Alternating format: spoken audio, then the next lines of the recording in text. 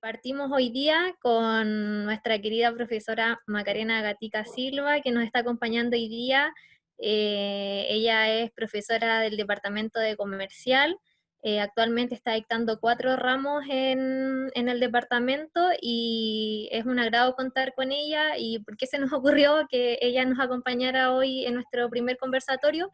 Porque ella bueno, no sé si han podido leer una columna que sacó hace unos días atrás en La Quinta Emprende, que se llama COVID-19, claves para una nueva economía, y nos pareció interesante quizás abordar este tema y compartirlo con todos ustedes. Entonces, eso.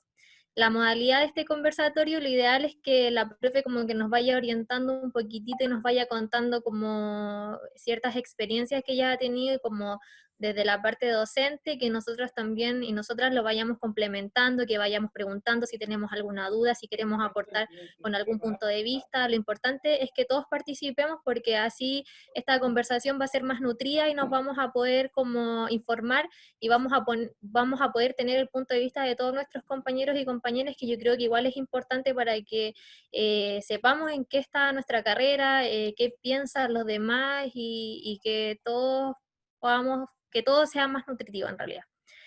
Así que eso, le quería dar el paso ahora a la profe para que nos pudiera como comentar un poquitito por qué nació estas ganas de hacer esta columna, por qué la hizo y cuáles fueron sus motivaciones. Así que eso.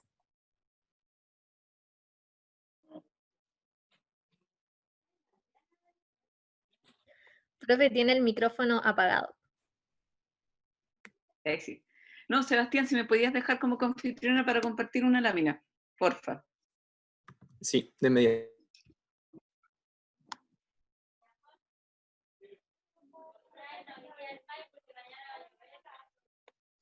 Listo, profe. Gracias.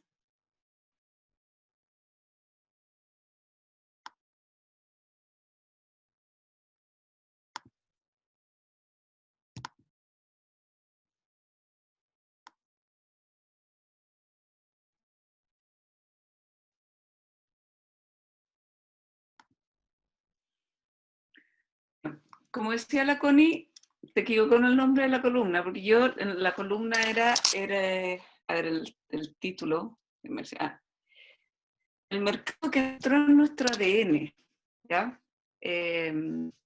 Bueno, y básicamente, y les pongo esta imagen de un mercado, porque la visión primaria y como romántica de lo que es un mercado, el mercado está concebido como el lugar de encuentro, como el lugar donde van las personas que tienen habilidad en producir un determinado bien o servicio, en un determinado artículo, van a ofrecerlo, reciben un ingreso, con ese ingreso van al del puesto de al lado y compran lo que el otro tiene alguna habilidad adicional para hacer, produciendo el intercambio, ¿ya? Entonces, esta idea como romántica de mercado o la idea primaria de mercado, básicamente tiene que ver con el intercambio, básicamente tiene que ver con que yo ofrezco lo que yo tengo habilidad y me beneficio porque voy a encontrar a otro que va a tener en el fondo mejores productos de los que yo podría hacer porque no tengo las mismas habilidades y por lo tanto logro satisfacer ahí en conjunto todas las necesidades. Y el mercado, en el fondo, históricamente, esto así como la plaza central, es porque la gente se reunía ahí un par de veces a la semana y realizaba intercambio. ¿Cuál es el espíritu que yo le veo a este mercado? Es que efectivamente uno siempre está buscando el bienestar de todos. Yo siempre, si el que participaba del mercado, ¿no es cierto?, lo hacía tratando de ofrecer el mejor producto posible, de la mejor calidad posible, y espero que el de al lado esté haciendo lo mismo, y si al de al lado le va bien vendiendo su producto, yo me pongo contento, si al del otro lado le va bien vendiendo su producto, yo también me pongo contento, porque resulta que quiere decir que está vendiendo buenos productos que yo también voy a poder disfrutar, ¿ya? Entonces, de alguna manera, la idea de este mercado es, yo trato de ofrecer lo mejor sé que el resto está tratando de ofrecer lo mejor, y así todos vamos a estar mejor, todos vamos a estar más contentos, y yo voy a estar contento si al de al lado también le va bien, ¿ya? Eso sí, como una idea primaria de lo que es el mercado. Ahora, ¿qué es lo que ha pasado? ¿Cómo ha ido evolucionando esto?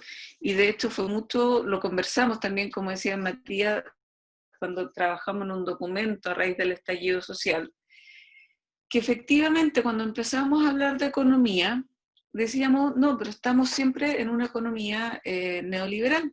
Y no es que estuviéramos siempre así, lo que pasa es que creo que todos nacimos cuando se estaba impuesto este modelo económico, ¿ya? Entonces, de alguna manera, nos hemos acostumbrado a un mercado que funciona donde se ha dejado mucho que el mercado opere, donde se ha dejado mucho que el mercado decida, tome muchas decisiones, y donde finalmente cuando participamos del mercado estamos solamente buscando satisfacer nuestra propia necesidad. No nos interesa si el de al lado tiene un buen producto, no nos interesa si el de al lado le va bien o le va mal, y es más, si al de al lado le va bien, lo tratamos de perjudicar, nos da como cierta envidia, ¿no es cierto?, que al resto le esté yendo bien, y vemos de qué manera podemos, en el fondo, afectarlo. Entonces, ese actuar que tenemos de manera cotidiana, para mí queda más evidente aún en esta situación de pandemia. A todos nos dicen, usen mascarilla, usen bien la mascarilla, respeten la distancia social, lávese las manos, y vemos que al resto le da lo mismo. Cada uno actúa, o sea, si tengo que satisfacer mi necesidad y tengo que ir y pegarme en la fila para comprar, y tengo que ir y colarme en la fila para poder comprar, si toso y no estoy con mascarilla, me da lo mismo, porque en el fondo yo estoy preocupado de mí. Si estoy contagiado y voy al supermercado, no importa, si yo ya estoy contagiado, si contagio al resto, da lo mismo. Si hago una fiesta, da lo mismo. O sea, el actuar que tenemos en nuestra, cotidianidad, que se evidencia, insisto, en esta pandemia, nos está mostrando cómo nos comportamos habitualmente en el mercado. Y es más cruel aún, porque en el fondo ahora nuestro actuar, digamos que egoísta o individualista, en el fondo está afectando la salud de otros, está afectando la vida de otros. O sea, es mucho más crudo, más cruel aún, ¿ya? Ese actuar que a lo mejor antes como que de alguna manera no nos afectaba tanto, o no teníamos tanta conciencia de que así nos comportábamos en nuestro actuar cotidiano. Y además nos damos cuenta que el mercado como institución no tiene el beneficio de todos, porque finalmente los que están teniendo ahora, en este minuto, acceso al mercado son cada vez menos personas.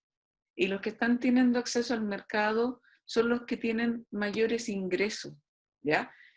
Y vemos que efectivamente los que tienen pocos ingresos, que de alguna manera los teníamos poco visibilizados, son incluso los más perjudicados, porque no tienen cómo acceder, no tienen en este minuto ningún tipo de ingreso que les permita participar del mercado. Entonces la pandemia, en esta situación donde podemos movernos menos, donde podemos trabajar menos, se vuelve más cruel aún, ¿no es cierto?, para estas personas de bajos ingresos. Entonces, eso fue un poco lo que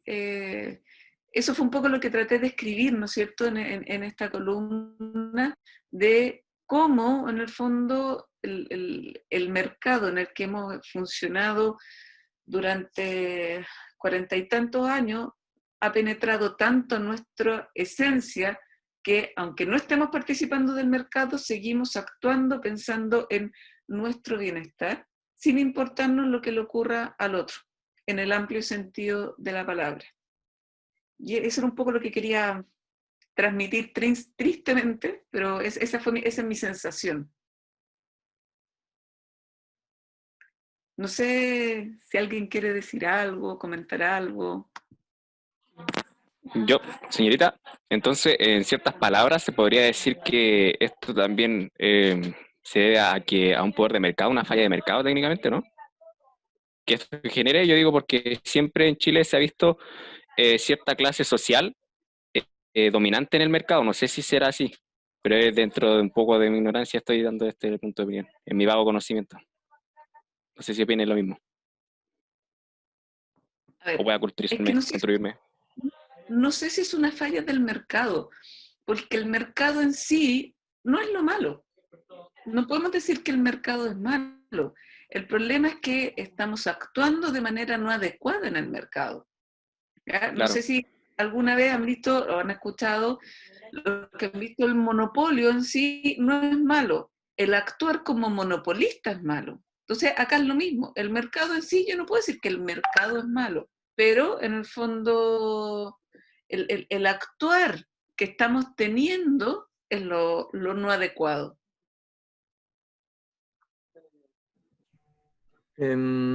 Gracias, profe, por la presentación. Ahora, igual como usted señaló, pretendemos abrir como las palabras y porfa mantengamos el orden de que vayan levantando la mano con el mismo Zoom o vayan pidiendo por chat, ¿ya? Pero ahora igual pueden expresar lo que quieran, no sé, reflexiones, preguntas, etc. La idea es que demos la discusión en base a eso.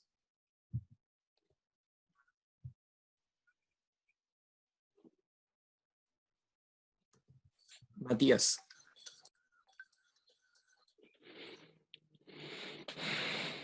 Sí, primero que todo, igual darle las gracias a la profe por su disposición de estar acá.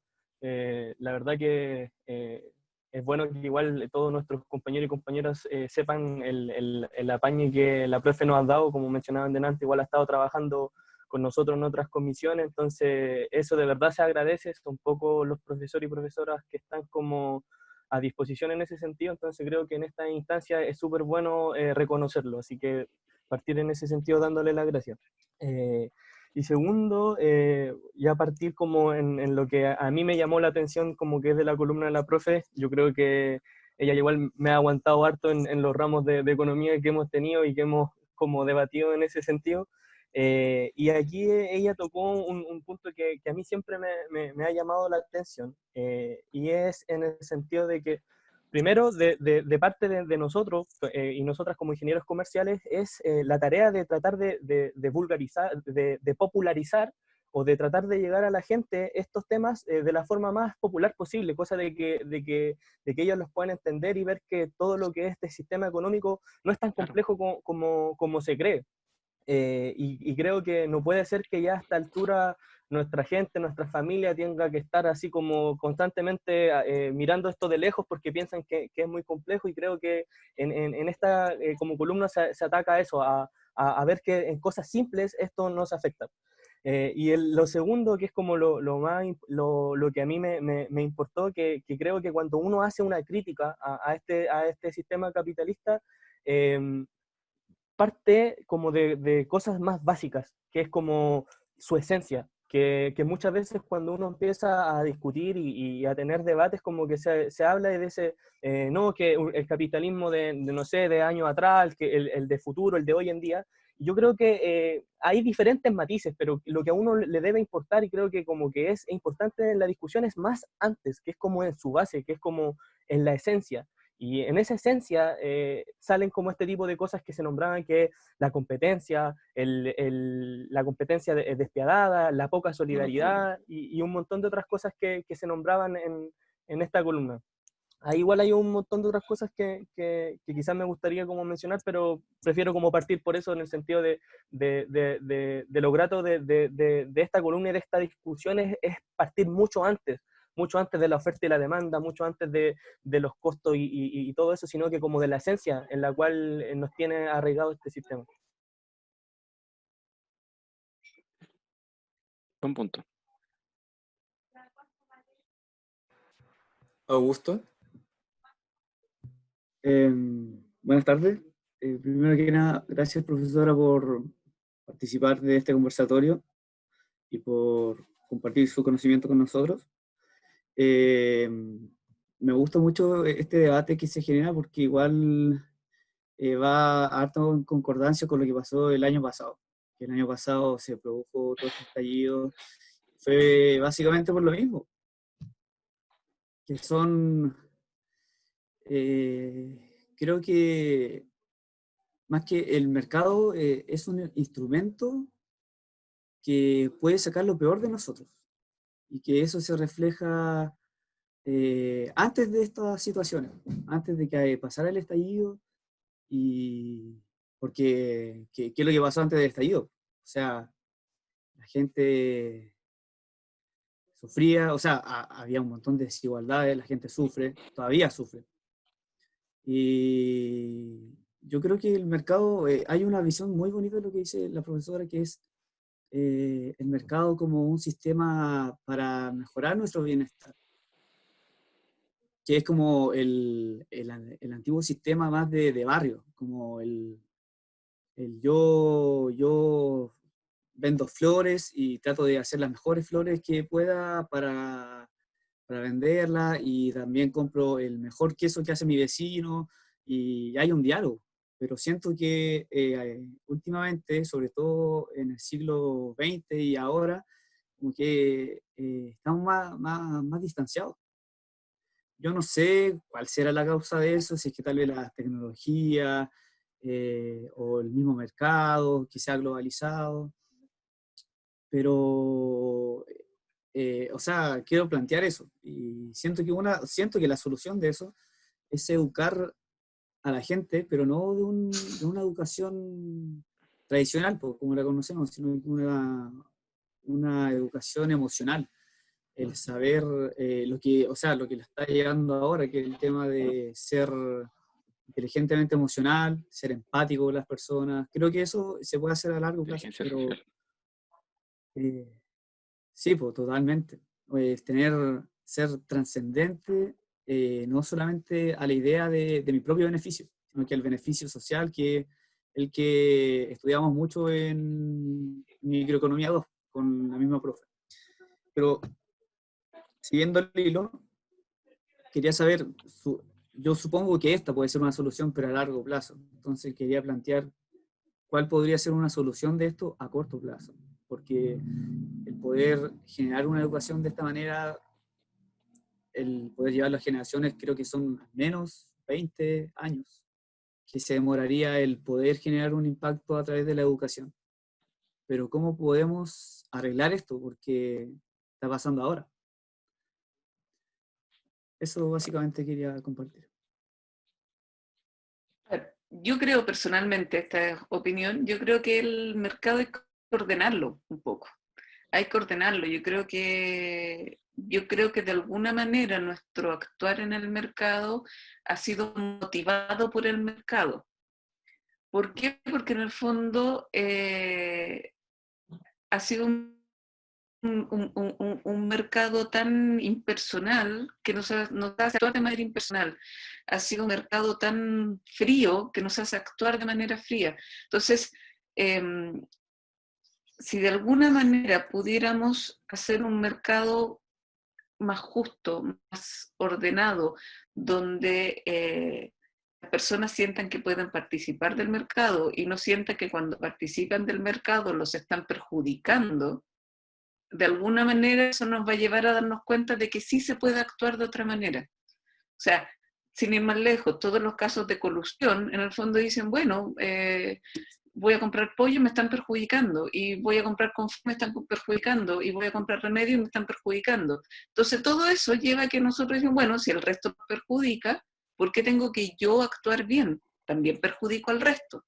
¿Ya? Entonces creo que un mercado más ordenado en ese sentido puede llevarnos a darnos cuenta de que el mercado no es malo y que nosotros no tenemos que ser malos para obtener beneficios, que eso es un poco lo que nos ha enseñado el mercado, que si actuamos mal, obtenemos beneficios. Y yo creo que por ahí va, insisto, una idea como muy romántica, pero en lo concreto yo creo que hay que, de alguna manera, ordenar para que, ordenarlo, regularlo en en lo que no funciona bien, para que de esa manera no nos sigamos perjudicando en el mercado.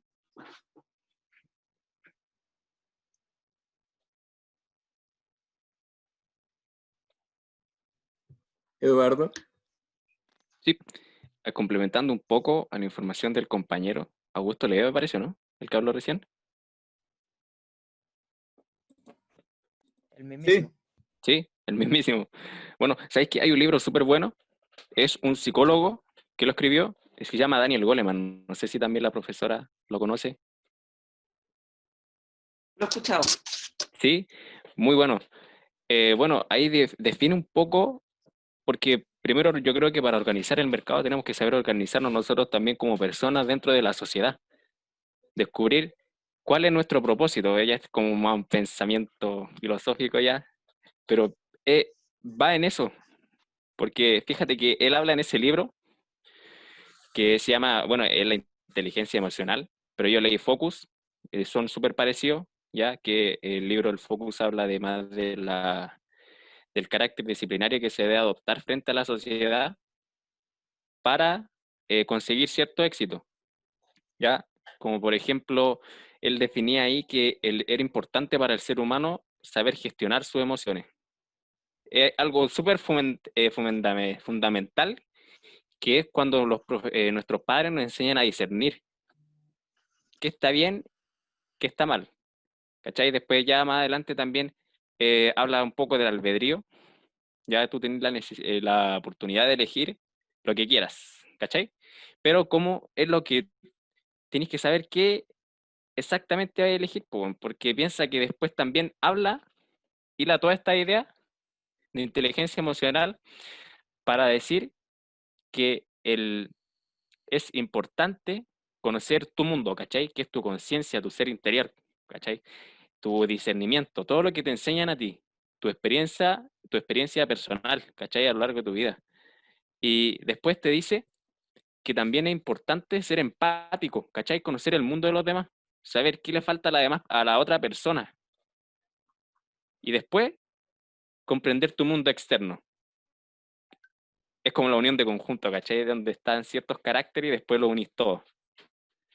Es súper importante comprender.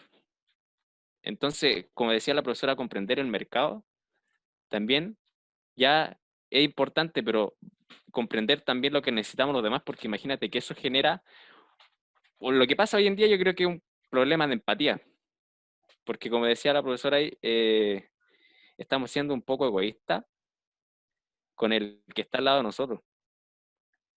Entonces, ¿qué pasa? Por ejemplo, bueno, yo soy de ingeniería comercial de primer año. ¿Me parece aquí que todos son de ingeniería comercial o no? ¿O hay de otras carreras?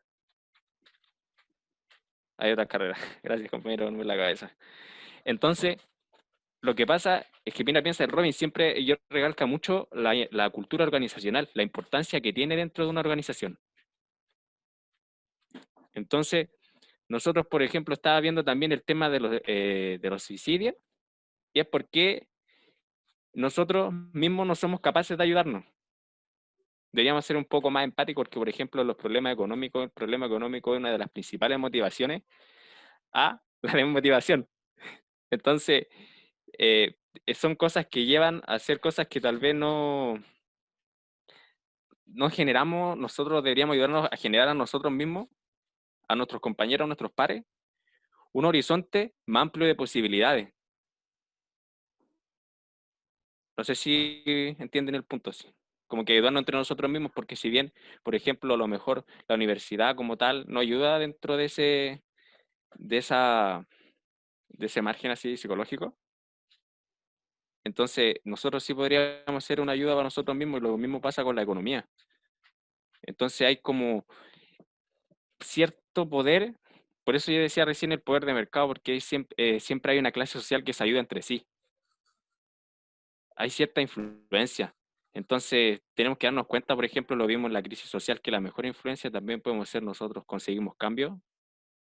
No, a lo mejor no el que queríamos, se pospuso por el COVID, pero sí, el apoyo está dentro de nosotros y no solamente dentro de la clase social preferente, que es, como se llama, la clase oligárquica. que está dentro de la sociedad. Entonces no sé si promover más ese pensamiento empático. Yo creo que sería una solución dentro de nosotros, más que el materialista.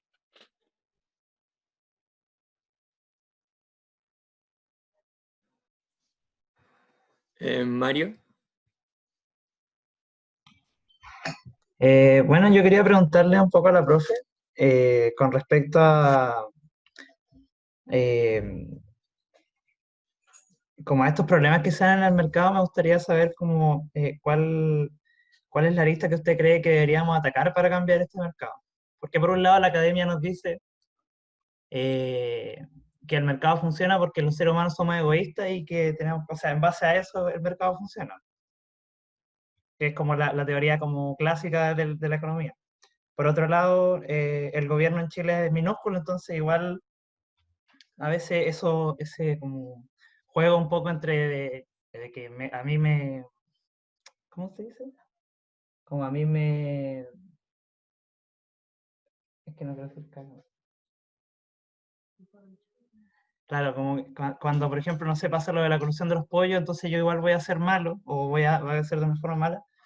Igual, claro, eso es bueno, o sea, debería cambiarse y todo, pero igual es difícil ponerse, o sea, no sé, pues con los empresarios del pollo, del confort es fácil, no sé, imponer leyes, si es que si existieran leyes, pero a mí me preocupa más también lo que pasa, no sé, por las poblaciones o gente que realmente no puede como salirse del sistema y realmente la forma más fácil de hacerlo es eh, como haciendo un mercado malo, como dice usted.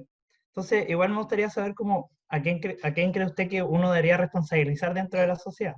¿A las mismas personas, al Estado, a la economía, a la academia de la economía, que también, porque yo igual considero que el capitalismo o el sistema mercantil o la economía es una herramienta humana, no es como que el mismo mercado o la misma economía sea algo malo en sí, sino que se usa en base a ciertas filosofías, como le decía, lo de que a nosotros por lo menos nos enseñaron que el ser humano es egoísta y en base a eso la economía funciona.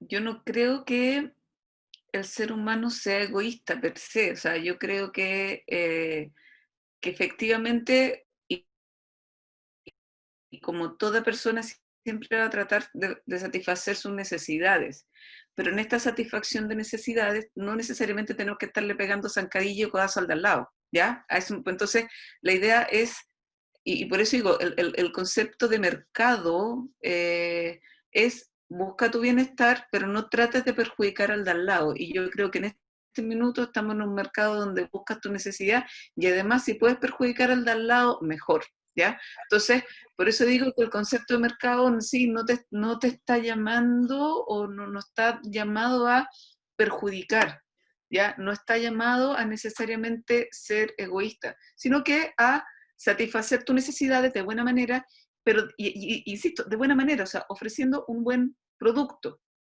¿ya? Para que todos estemos mejor. Ahora, ¿por qué llegamos a lo que estamos ahora?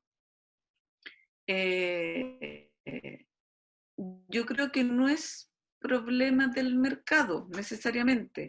Yo creo que aquí hay un manejo del Estado, ni siquiera del gobierno, sino que un manejo del Estado que no ha sido el adecuado. Hay una... A ver, yo creo que lamentablemente esto tiene que ver un poco con historia y en el fondo había tanto susto de llegar a una economía comunista, en el fondo donde todas las decisiones las toma la autoridad, que se pasó al otro extremo y se dejó que todas las decisiones las tomara el mercado. Yo creo que ninguno de los dos extremos es bueno. Yo no creo que todo lo tenga que decidir el mercado, ni creo que todo lo tenga que decidir el Estado. Pero en el susto nos fuimos al extremo. Nos quisimos arrancar de este como fantasma comunista y nos fuimos al extremo del mercado. Y en eso el Estado quedó reducida a la mínima expresión. Y yo creo que es ahí donde tenemos que apuntar a que el Estado, en el fondo, pueda coexistir con el mercado y efectivamente cumpla su rol. El rol que tiene el Estado en la economía es procurar producción y consumo eficiente. Y eso no lo está haciendo. Yo creo que por ahí va la falla. Y ahí, insisto, es el Estado, no el gobierno. no sé si en algo, no sé si respondí algo a lo que estabas hablando. Ay, me perdí. ¿Era Mario? Sí, era yo. No sé si era eso, Mario, lo que querías preguntarme. No, sí, o sea, igual, claro, se respondió un poco lo que yo pensaba. No, básicamente mi duda era como, ¿qué pasa cuando todo el sistema perjudica y a mí alguien me llama y me dice, hoy sabes que debería ser un poco menos o no perjudicar al del lado? Entonces, en base a eso, ¿a quién le echo la culpa? Porque si el sistema me tiene así, entonces es difícil como decir, no voy a Es que perjudicar a por eso te nadie. digo, yo creo que el Estado no ha sido capaz de cumplir el rol que tiene que cumplir. El Estado el que no ha podido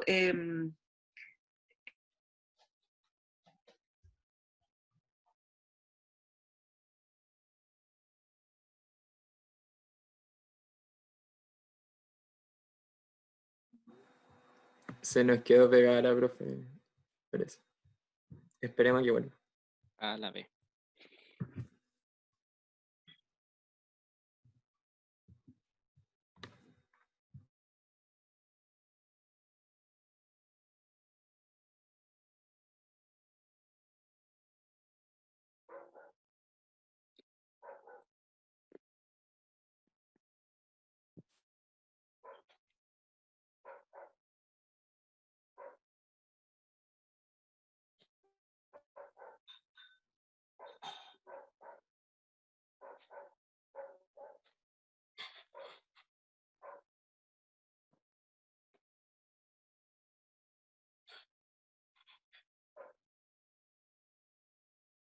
Oye, por mientras, Jaime, la palabra que venía ahora, ¿querías preguntarle algo directamente a la profe o querías plantear algo? No, quería comentar un par de cosas en realidad. Igual darle Dale, las no. gracias a la profe, que creo que no se va a poder hacer, pero Ahí está. ya se dará. Aquí, volví. Ah, sí, ya voy. Ya, pero la profe estaba hablando, así que después voy yo. Ya, les decía que yo creo que en parte del funcionamiento del Estado somos todos responsables. De alguna manera, todos hemos contribuido, ustedes menos porque son más chicos, a tener los políticos que tenemos, a tener el sistema que tenemos, y eso es con nuestra participación en los votos. Si esto no se cambia porque alguien, porque sí nomás, o sea, tenemos que participar, tenemos que involucrarnos, tenemos que ser responsables, y la primera manera que tenemos de participar y de hacernos cargo un poco de esto es votar. Y eso lo hace menos de la mitad de la población, hablando en general.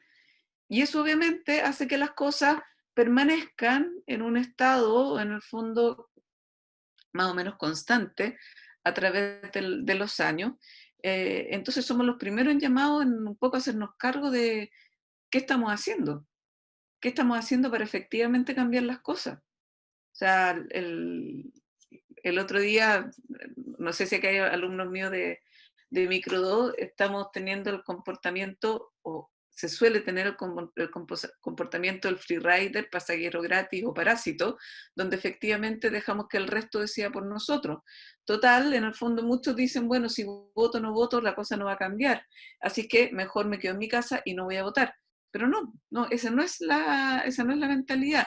Si todos dijéramos lo mismo, vamos a seguir así eternamente. Pero si nos ponemos las pilas y creemos que la primera manera de participar es votar, las cosas pueden cambiar, y puede cambiar este estado como constante en el que estamos trabajando, funcionando.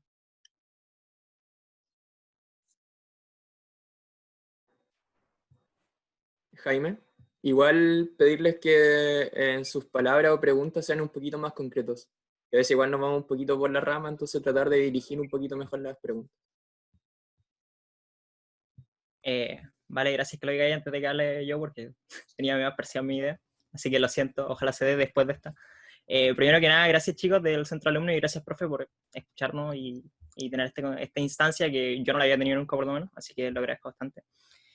Y bueno, primero quería hacer como matizar la idea de mi compañero Mario, creo que era, que había dicho lo de que estamos teniendo todo esto, como todos estos problemas porque partimos desde que el ser humano es un ser egoísta y que esto nos lleva como a hacer las cosas que hacemos hoy en día y los problemas que estamos llevando hoy en día. Yo creo que, o sea, o que eso decía la academia, esto de Adam Smith y toda la cuestión.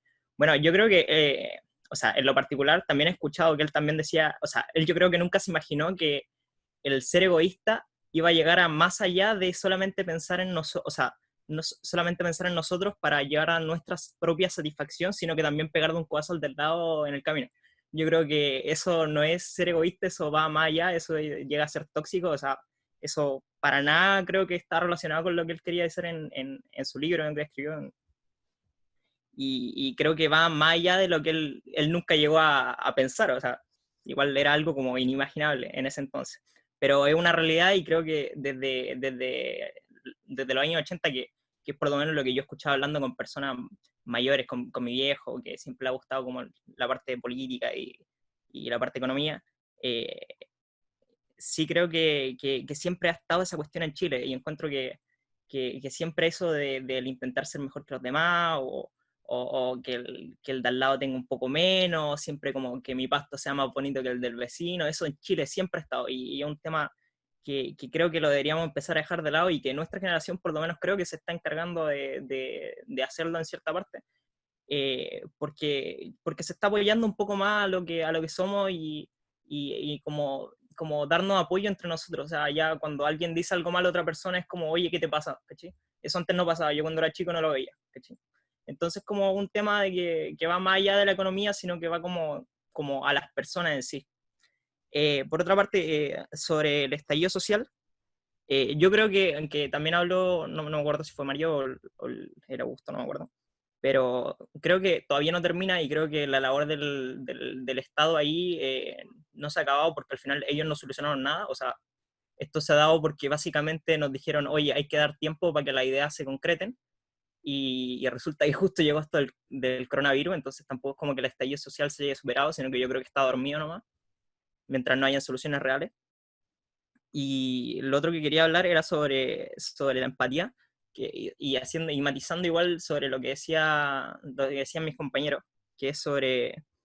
yo viví 2 meses en Estados Unidos cuando era más chico, cuando tenía como 16, y me acuerdo que si bien la sociedad allá no era culturalmente muy rica, con los que yo compartí, con las personas que yo compartí, que eran más o menos como de clase baja, entre comillas, allá, con mis compañeros de trabajo, con mi familia, allá, etc. Me acuerdo que si tú le preguntabas a ellos cualquier cosa, no sé, de la Segunda Guerra Mundial incluso, onda de la Estatua de la Libertad, si tú les preguntabas, oye, ¿a qué se debe ese monumento? Te decían, no, es un monumento muy lindo, una señora que no sé, ¿sí? Pero como que nadie te decía, no, que era un monumento que había regalado el Estado de Francia, etc. Como había muchas cosas básicas que ellos no sabían. Creo que Chile es muy rico, por lo menos nosotros como personas, culturalmente somos muy ricas. Allá eso no se daba, pero lo que sí eran ricos ellos era empáticamente, o sea, ellos tenían como una inteligencia emocional mayor a la nuestra, por lo menos donde yo viví. Donde yo viví se daba mucho eso de que si tú ibas al supermercado y te encontráis con alguien de frente con el carro, uno le pedía disculpas si es que como que le iba a chocar, ¿cachai? Aquí no, pues acá como que si tú pasas por al lado a alguien en Santiago y él te choca, como no lo volví a ver en tu vida y no creo que alguien le haya dicho disculpas, por lo menos los que son de Santiago o los que hayan vivido allá, o sea, eso no se da. Incluso en Viña Valpo igual se da un poco, pero un poco menos. Encuentro que Santiago es como el extremo. Y que creo que una sociedad, o sea, concluyendo esta idea, creo que una sociedad es más rica mientras más empatía tenga, mientras más se sienta mientras mejor se sienta con el prójimo, o sea, que no lo intente pegar codazos, que intente entenderlo, que todo le encuentre su porqué en el actuar de los demás, o sea, encuentro que eso es mucho más rico que la parte cultural o que la parte económica. Encuentro que eso es lo que realmente nos da valor como personas a nosotros. Y nada, quería matizar en esto porque contándole un poco mi experiencia de por qué viví esto y qué me llevó a esa conclusión de que al final una sociedad no es más rica por los recursos que tenga o por qué tan rica intelectualmente sea, o sea, por el tema del tópico de la educación. O sea, el mejorar nuestra educación dentro del punto de vista de que mejoremos como nosotros como personas, no nosotros como en contenido. ¿Sí? Por muchos buenos contenidos que tengamos, si no mejoramos como personas, estamos cagados. Así que eso era un poco lo que les quería comentar, chicos, y matizar. Y eso, doy mi palabra.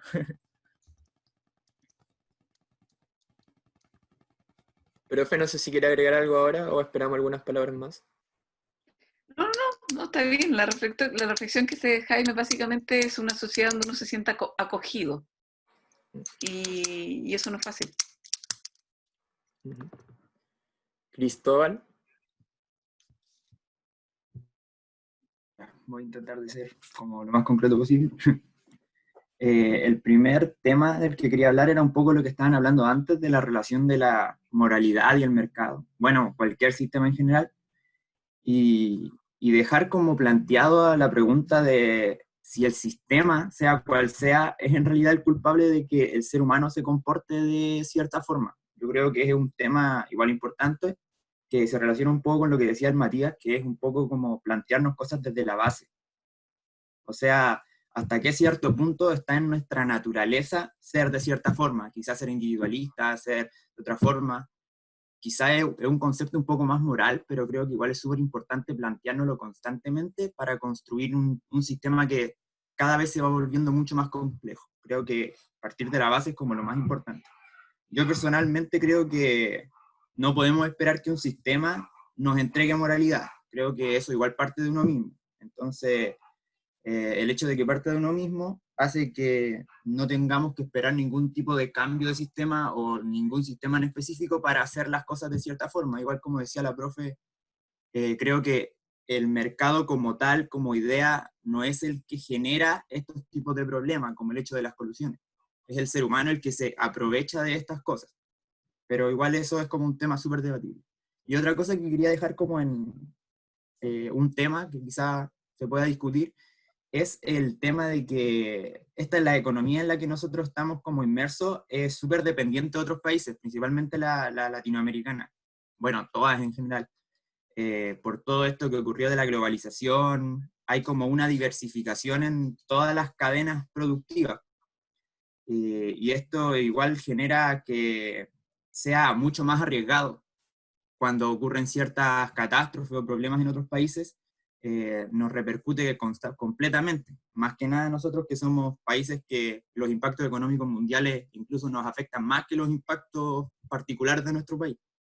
Entonces, había escuchado y había visto algunos artículos que se hablaba de una cierta desglobalización. Y quería saber la opinión de la profe y de mis compañeros, hasta qué punto esa involución, que quizá podría ser incluso hasta necesaria, sería algo como factible, o sería como algo que podría llegar a ser beneficioso. Eso.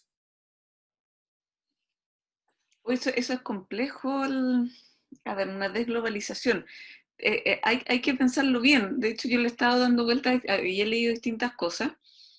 Es complejo el desglobalizarnos, porque en el fondo, de alguna manera, todos en nuestro actuar, y así ocurre con las economías, tenemos más habilidades para hacer unas cosas que otras, ¿ya? Y tiene sentido que no queramos hacer todo y que nos especialicemos e intercambiemos. Insisto, todos lo hacemos en nuestra cotidianidad, ¿ya? Pero claro, en esta situación de pandemia uno dice, chuta, pero ¿qué pasaría si nosotros fuéramos los productores de mascarillas y no tuviéramos que estar esperando o inventando porque a Trump se le ocurrió que 3M cerrara sus exportaciones? ¿Qué pasaría si en vez de estar viendo cómo conseguimos ventiladores en el resto del mundo y haciendo escalas de aviones por distintos lados, somos nosotros los que nos autoabastecemos? Entonces es complejo porque a lo mejor va a haber que pensar, repensar, que a lo mejor va a haber ciertas cosas que vamos a tener que autoabastecernos, tener algo, algún tipo de soporte o de backup en el fondo para ciertas cosas que tenemos que priorizar, y el resto seguir igualmente globalizados, que yo no lo veo malo. Pero claro, en el fondo en esta situación de pandemia donde dice, uy, tenemos que empezar a pelear en el fondo por otras economías, por ciertos bienes que son necesarios, como que no es la idea, y uno debería decir, uno podría pensar que, que es necesario el autoabastecerse, más que una globalización inversa. Y ahí en el fondo uno tiene que repensar bien cómo nos vamos a mover para adelante. No sé qué más decirte, Cristóbal, porque en el fondo es complejo. Es complejo ver cómo vamos a ir solucionando esto. Gracias. Diego. Hola, sí, gracias, Seba. ¿Se escucha bien? Ya, buenísima. En verdad, yo nunca he tenido la oportunidad de tener una clase con la profesora, entonces quería realizarle una consulta de apreciación personal, en realidad. Entiendo que va a ser un poco complicada. Eh, a mi parecer, entiendo y comparto con muchas opiniones, sobre todo con la de Augusto, de que sin fortalecer el plan como de educación, es muy difícil llegar a puerto con algo hoy en día. Entiendo que eso es muy a largo plazo, es muy difícil de conseguir, pero aún así, por más que sienta que se arreglen, no sé, o pongamos cercas legales en cuanto a modelos, o no solo en el plano económico, sino tal vez en plano más legal de otras cosas, eh, la gente va a seguir comportándose tal y como lo está haciendo mientras no se reeduque para hacerles entender que eso está mal, o no es éticamente correcto, o podría hacerse de una forma mejor. Entonces, entiendo que en esa como asignación de prioridades, la plata no alcanza para hacer todo, eh, o todo como a uno le gustaría hacer. Entonces, al menos en mí como estándar de prioridades, la parte educativa debería ser como un punto fundamental en el cual se invierta, pero sin dejar de lado, claro, el tema social y todo. Sigue siendo difícil porque aún así la plata es escasa para lograr tantos objetivos que son de pesos tan relevantes. Entonces mi pregunta para la profesora es, como en su escala de prioridades, tal vez, ¿qué tan importante considera el plano como educacional? Y hoy en día, por ejemplo, ¿en cuál invertiría usted más que en otro? Tal vez en, no sé, más en salud que en educación, ir como armando como una escala, considerando también el tema de la contingencia social. A ver, la educación es súper importante, pero, y como dices tú, efectivamente la educación tiene, o se ven los frutos en muy largo plazo, o sea, estamos hablando de 15 años, 20 años. Ahora, esa es la educación formal, pero yo sí creo que se puede dar una educación informal. Yo sí creo que se pueden enseñar formas de hacer las cosas que no pasan por un aula, que no pasan por una sala de clase, ¿ya? Entonces, si de alguna manera nosotros vamos demostrando, y por eso en el fondo yo digo que en este minuto creo que el Estado tiene que tener un rol más importante, que de alguna manera lleve a que uno en lo cotidiano se sienta acogido, que uno en lo cotidiano no se sienta perjudicado. De alguna manera vamos a, en esta educación no formal, vamos a empezar a comportarnos distintos y eso, en el fondo, acompañado de una educación formal, vamos a ver resultados concretos a largo plazo. Pero en lo puntual, en lo aquí y ahora, yo creo que la educación informal es súper importante. Yo creo que el cómo nos comportamos, el tema como conductual, también educa, ¿ya? Insisto, más allá de las aulas. Ahora, lo que tú decías es que puntualmente en este momento, ¿a dónde destinar recursos? A satisfacer necesidades básicas, a satisfacer, y en este minuto lo básico tiene que ver con salud y comida. Yo creo que eso es la prioridad cero en este minuto, y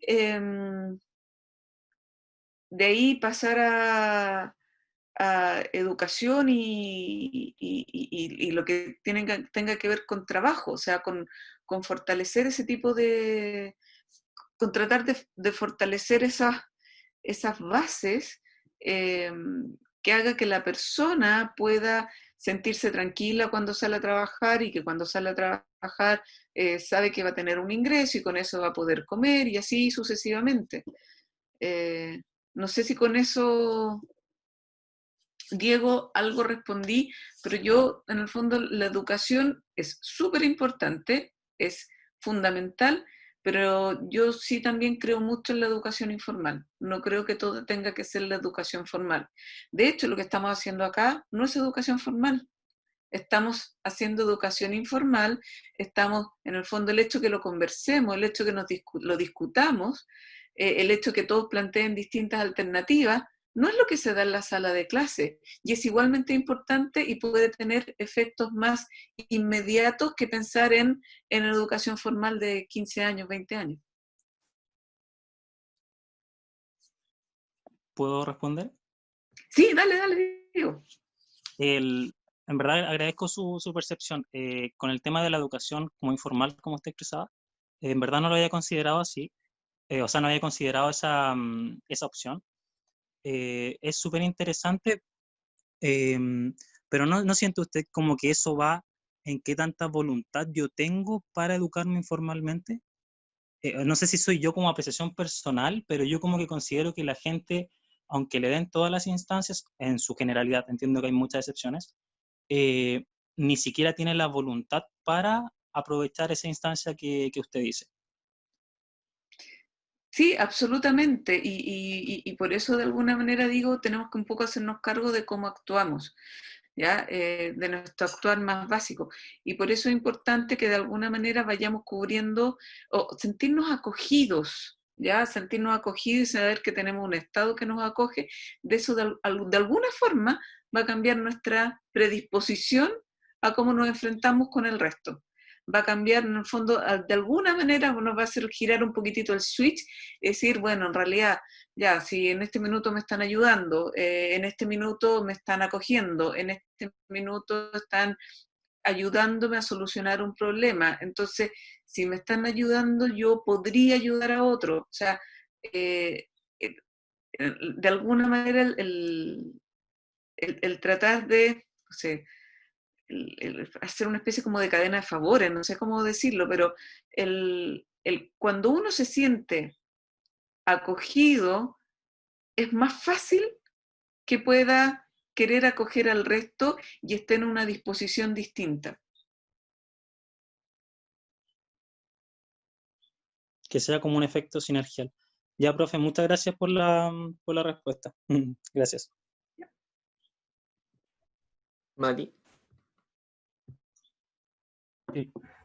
A mí igual me gustaría como plantear como ciertos debates, así como en función de algunas palabras que lo han dado. Me gusta como confrontar un poquito de ideas. Primero partir como diferenciando el hecho de como el mercado en sí y el sistema capitalista en sí, que es el que nosotros estudiamos, que es el que nosotros vivimos. Porque o sea, mercado ha existido siempre, de hecho antes del capitalismo, antes de que existiera el capitalismo había mercado, había estas relaciones salariales. Entonces, esas dos cosas. Segundo, yo me pregunto si tuviéramos un espejo, nosotros pusiéramos a este sistema enfrente, ¿qué es lo que veríamos? ¿Qué se reflejaría ahí? ¿Se reflejaría el capitalismo inglés, el de Chile del año pasado? ¿Qué nosotros veríamos en ese espejo? Y aquí es donde yo me gustaría plantear una pregunta en función de varias palabras que han dicho algunos compañeros. ¿Existe el capitalismo bueno? ¿Hay capitalismo bueno y hay capitalismo malo? ¿Cómo vemos nosotros eso? Esa es mi duda, la dejo abierta. Claramente yo puedo tener mi posición, pero me gustaría plantearlo y ver qué uno piensa acaso si existe el capitalismo bueno y el capitalismo malo. Y a mi parecer, por ejemplo, ¿cuándo existe capitalismo? Y existe en tres cosas, por así decirlo. Primero, cuando este sistema funciona bajo el consumo, cuando se produce no en función de satisfacer necesidades humanas, sino que se produce en función de producir y de sobreproducir. Por ejemplo, se produce este polerón porque tengo una necesidad, lo ocupo, pero en este sistema actual en el que nosotros hoy día vivimos, no se produce pensando en que va a cubrir una necesidad, sino que como que se produce para que entre a un mercado sin saber si es que va a ser, si es que se va a consumir o no, y eso genera varios otros problemas. La segunda condición es que exista esta relación de trabajo y trabajador, que exista esta relación de capital asalariado, Y la tercera es cuando este valor máximo, este capital, subordina y prostituye al resto de todos los otros valores. Y cuando digo todos, es todo. Y nosotros hoy en día lo podemos ver que dentro del capitalismo ya no, creo que nos sobrepasamos todos los límites. Le tenemos precio al agua, le tenemos precio al amor, le tenemos precio a nuestra religión. Hubo un momento hasta que en el Vaticano cobraban $1 por confesarse por internet. Entonces, ahí yo creo que con esas tres cosas, para mí existe este sistema capitalista con el cual tengo mi clara diferencia. Entonces, ahí es donde viene mi pregunta. ¿Existe capitalismo bueno, existe capitalismo malo? Diferenciándolo de lo que es el mercado, como decía yo antes, que el mercado existía mucho antes, porque al final es lo que nosotros estudiamos, es lo que nosotros vivimos. Y en cuanto a lo que decía la profe del cómo, igual me gustaría mencionarlo después para hablar más sobre este tema. Y en cuanto también a lo bueno y lo malo, yo creo que no se trata de hacer juicios de valor, en el sentido de como, yo creo que no existen como los capitalistas malos, así como que yo me imagino que ellos no quieren hacer daño a la naturaleza, ¿cachai? Ellos igual tienen hijos, tienen nietos, pero dentro de como que al final están subordinados al capital. Como que una vez un profe me dio un ejemplo que es como cuando un policía lleva estos perritos antidroga en el aeropuerto y el perrito sigue buscando la droga y detrás el policía lo sigue nomás. Pero y dentro de todo no hay como capitalistas malos, por así decirlo. De hecho hay algunos buenos que del 0,05% de su utilidad que le roban a la plusvalía de sus trabajadores, donan plata para hacer hospitales y hacer cosas buenas. Ahí yo creo que es súper subjetivo entre pensar que hay cosas buenas y cosas malas, dependiendo de eso. Entonces, me gustaría como plantear esa idea, diferenciando lo que es el mercado del sistema capitalista, en cuanto a si en verdad existen el capitalismo bueno y el capitalismo malo, desde su concepción. Perdón, Matías, ¿es a mí o abierto? Ahí no me quedó claro. Abierto, profe, pero si usted quiere responder, solamente dale nomás. Solo mencionar lo que tú decías, claro, que hay que diferenciar. Una cosa es el mercado y otra es el sistema de mercado, que son dos cosas distintas, porque una cosa es el mercado como instrumento y otra cosa es el sistema económico que queremos ocupar. Y es importante diferenciarlo, porque no es lo mismo, ¿ya? Y lo mismo, en el fondo, tú hiciste un comentario que el capitalismo, yo no creo que per se sea malo, ¿ya? Pero cuando se abusa o se tiene vuelvo al mismo término que dije antes, cuando tenemos un comportamiento capitalista, cuando en el fondo el capitalismo nos pasamos al consumismo y no al consumo, creo que en el fondo se empieza a tergiversar la idea o la esencia.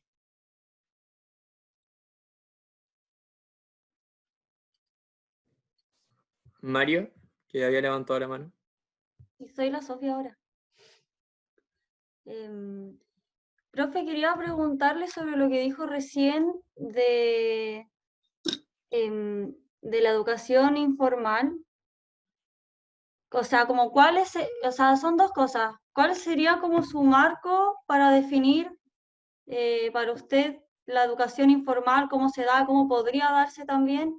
Porque igual ya esta instancia puede ser un ejemplo, pero igual entendamos que la mayoría de los que estamos acá, si no todos, estamos estudiando en la universidad, en la Santa María, y eso igual son 5 millones de pesos, o sea, casi 5 millones de pesos. Entonces, como, ¿qué sería la educación informal y qué tan accesible es también? Porque entendemos que ya que la educación es un tema súper importante para invertir, como usted dijo, pero y que de la mano también está la educación informal, que es súper importante no solo formarse como profesional, sino que como persona integral completa, como individuo, desarrollar distintas habilidades, pero ¿cómo se hace eso sin privilegio? Esa es mi pregunta. Es que para mí la educación informal tiene que ver con cómo uno actúa en lo cotidiano, en el día a día. Y no tiene que ver con estar en una situación de privilegio o no de privilegio, sino que si yo voy por la calle y en el fondo veo a una persona que lo está pasando mal y me doy vuelta a mirarla y a preguntarle, ¿estás bien? ¿Necesitas algo? ¿Te pasa algo? en el fondo, y no paso por la calle de largo, ¿no es cierto? Sin importarme, pensando solamente en mi camino y no estoy mirando lo que le pasa al de al lado, esa persona va a decir, claro, a nadie le importo. Pero si yo me detengo y le ofrezco ayuda y le digo algo, va a decir, sí, le importo a alguien. Y así como ese alguien me dio la mano una vez, yo podría darle la mano a otra persona otra vez. ¿Ya? O sea, a eso me refiero con lo informal y por eso hablo de la actitud con la cual uno actúa. ¿Ya? Lamentablemente estamos en una sociedad donde siempre estamos pensando que alguien nos está tratando de perjudicar, entonces vamos así por la vida, como con una anteojera, mirando solamente en nuestra ruta, en nuestro camino, y no nos importa si en ese trayecto vamos dejando o ignoramos a las personas que tenemos al lado. A eso me refiero con esa educación informal, con tener esa disposición de tener un poquitito, quitarnos la anteojera y decir, sí, en mi camino me voy a cruzar con gente y voy a ver si con esa gente que me cruzo en el camino puedo hacer algo, puedo cooperar, puedo ayudar, tiene algún problema, necesita hacer algo. A eso me refiero con esa educación informal y que parte con el ánimo de uno. O sea, aquí no es pensar que porque uno tiene una educación en una universidad o porque tiene alguna situación privilegiada, puede hacerlo. O sea, y ejemplos hay millones, hay mucha gente que efectivamente actúa de buena manera. Lamentablemente se ve poco o queda opacada por toda la gente que actúa de mala manera. Pongo un ejemplo, ayer veía un reportaje donde hablaban de unas páginas en Instagram donde había unos doctores que decían que atendían de forma gratuita y era absolutamente chanta, no funcionaban, tenían teléfono, nada. Y había otra publicación en Instagram donde efectivamente un restaurante decidió dar colaciones. Y eso es ir así por la vida, no así. A eso me refiero con esa educación informal, donde la disposición de a ver,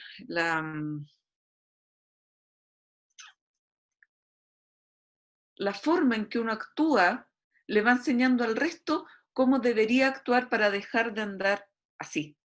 A eso me refiero con la educación informal, con actos súper simples, con cosas que no tengan que ser, no grandes cosas, sino que con lo cotidiano, con lo diario, con lo simple. A esa educación informal me refiero yo. Y como digo, eso es parte de esto. ¿Ya? O sea, puede haber que alguien piense que porque yo estoy acá, yo tengo algún beneficio o puedo estar recibiendo algún pago, o puedo... Y hay mucha gente que dice, no, pues sí está participando porque algo le tienen que estar pagando. A la gente le cuesta creer que uno participe acá por gusto, que uno quiera donar parte de su tiempo. Hay mucha gente que no lo entiende, hay mucha gente que no lo cree. Está siempre pensando, algún beneficio va a tener, algo tiene que haber detrás, algo... A eso, esa es la actitud que en lo cotidiano y en lo informal hay que tratar de sacar de nuestra vida. Yo les digo, por ejemplo, yo participo en directivas del colegio de mis hijas y me han preguntado, ¿y tú recibes algo? No, yo no recibo nada. Y me dice, ¿por qué haces tanto? Porque si creo que puedo ayudar, lo hago. A eso me refiero con lo informal, no con algo demasiado específico ni con algo tan elaborado, sino que con la actitud diaria. No sé si con eso respondí, Sofía, si a eso apuntabas. O sea, sí, más o menos. Es que igual el tema del beneficio, por ejemplo, claro, tal vez usted puede estar acá por gusto, no recibe ningún beneficio monetario o material, pero sí está el beneficio emocional de querer hacer la actividad. Así que al fin y al cabo sería un beneficio, pero no es como físico, porque igual es súper valioso. Pero yo apuntaba más a qué tanto se le puede exigir a la gente que tal vez sea bondadosa, que no sea individualista, si forman parte de un sistema viciado, y que usted también dijo en un momento que es súper importante que el Estado tome partido en eso, de ayudar a la gente para que se sientan también refugiados o que tienen algo en que sostenerse. Pero yo igual me hago la pregunta y también se la pregunto a usted de qué tanto se le puede exigir a la gente. No, no, en el no, sistema no, viciado como en el que igual hay muchos muchas cosas que giran en torno a cómo una persona reacciona ante los estímulos. Pues también está el entorno donde se maneja, donde se ha manejado toda la vida. Entonces, igual es súper complejo, pienso yo, decir que, claro, que todos debiésemos ser más bondadosos, que bueno, efectivamente sí debiese ser, pero que qué tanto se le puede exigir eso a la gente. Pues. Y entendiendo eso de que hay todo un sistema viciado y de que siempre se le da la espalda al mismo grupo de personas, de seres humanos, que yo creo que hay que atacar, o sea, que se tendría que atacar desde ahí, como usted bien decía, que el Estado se haga cargo. Y mi pregunta también iba como a qué acciones tomaría, o sea, como ejemplos de acciones que se podrían hacer, tomaría usted, por ejemplo. No, ojo, que yo no estoy diciendo exigir, yo lo que estoy diciendo es educar, y el educar con nuestras acciones a quien no, en el fondo, a quien actúa de manera egoísta, demostrarle que se puede actuar de otra manera, demostrar que se pueden hacer las cosas de manera distinta. No es exigir, sino que en el fondo finalmente somos todos personas donde la repetición de alguna manera nos lleva a aprender. Entonces, en la medida que hay un conjunto de actos reiterativos que muestren algo de generosidad, las personas las van a ir aprendiendo y van a empezar a ser más generosas. Aquí no es una exigencia, yo no le puedo exigir a nadie que sea empático, ni generoso, ni bondadoso, pero de alguna manera poder demostrarle que las cosas se pueden hacer distintas. A eso me refería yo con esta educación informal.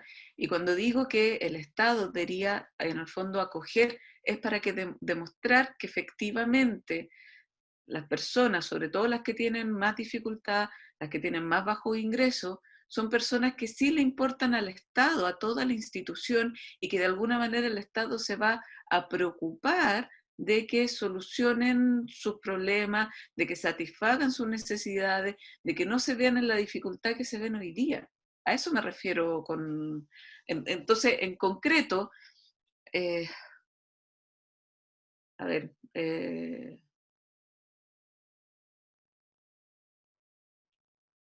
lo que pasa es que muchas cosas como muy, muy en la nebulosa. A lo mejor esta entrega de cajas con alimento puede ser una ayuda súper concreta, pero por otro lado tú estás viendo que los políticos discuten por 15.000 o 20.000 pesos más. Entonces tenemos señales contradictorias, entonces de alguna manera dicen, bueno, nuevamente están preocupándose de ellos y no de nosotros. Y ahí es donde en el fondo empezamos a tener, y esa es educación absolutamente informal, y que nos está diciendo que nadie se preocupa de nosotros. No sé si hay algo más. Sofía, si estoy entendiendo lo que me estás preguntando. Sí, profe, sí, con lo que dijo ahora igual quedé como más completa, más satisfecha. Muchas gracias. Jaime. Hola, hola. Yo creo que si bien como el tener alma docente, porque yo encuentro que es eso, la educación informal,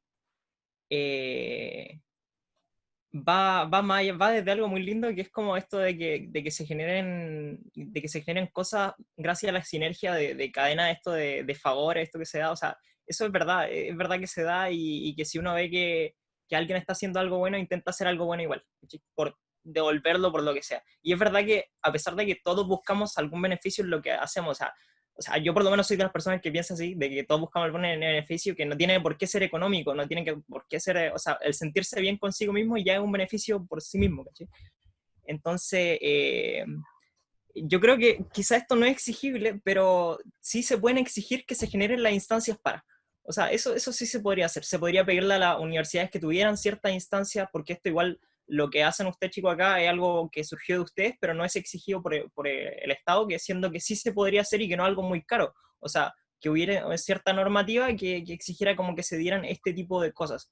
Yo no, obviamente no vamos a matizar en qué cosas se harían y qué no, pero como dejarlo como idea nomás, como que los colegios se den, quizás los barrios que se dé de repente en algunas partes, como la idea como de cabildos que se dieron a finales del año pasado, también lo mismo. O sea, todo eso que surgió fue muy lindo y fue bacán. Yo creo que como ejemplos de educación informal todavía más cercano a nosotros existen, por ejemplo, y fuera del departamento, así como el departamento de matemática, el profesor Jansen, que hizo un blog donde salen todas las cuestiones que a nosotros nos sirven para mate 1, mate 2, mate 3, etc. eso es educación informada, o sea, él no tenía por qué hacer un blog y lo hizo. No sé si le habrán pagado por eso, no sé si habrá pedido recursos de la universidad, pero el hecho de hacerlo fue un acto bacán y yo que he tenido profes que se han preocupado cero de mí, esa preocupación de por lo menos decirme, oye, ¿sabéis que yo tengo un blog de mate donde puedes ir y te va a servir harto para pasar los ramos? Eso ya es algo bonito que no se da de por sí, ¿cachai? Bueno, sobre la pregunta que había dicho el Mati, yo no creo que el capitalismo en sí sea malo, o sea, el creer en la propiedad privada o sea, un sistema económico basado en la propiedad privada no creo que sea malo. Ahora igual, yo me acuerdo que conversando con mi viejo, llegamos siempre a una conclusión que era como el qué pasaría si se revocara, por ejemplo, el derecho a herencia, porque también ¿qué pasaría si nosotros, por ejemplo, no pudiéramos heredarle a nuestro hijo lo que nosotros generamos en vida, sino que tuviéramos que gastar todo en nuestra vida?